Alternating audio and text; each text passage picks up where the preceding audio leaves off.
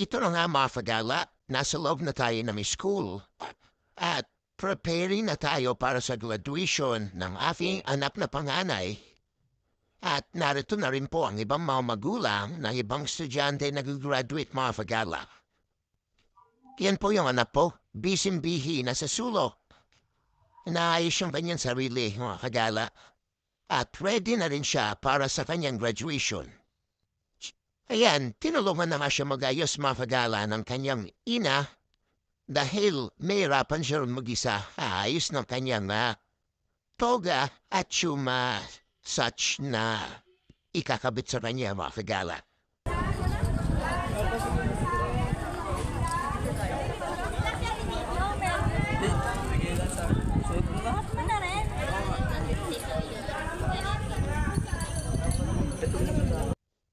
At ito na nga mga kagala, at napakarami na po ng mga magulang at ready na rin po ang mga estudyante at ang mga teachers para sa graduation ng mga estudyante. At mga ilang oras na lamang po ay mag-uumpisa na po ang graduation nila mga kagala. Kaya excited na po ang lahat, ang mga magulang at mga mag-aaral mga kagala.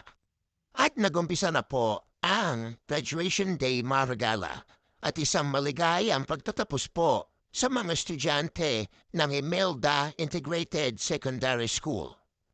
Congratulations po sa lahat ng graduates.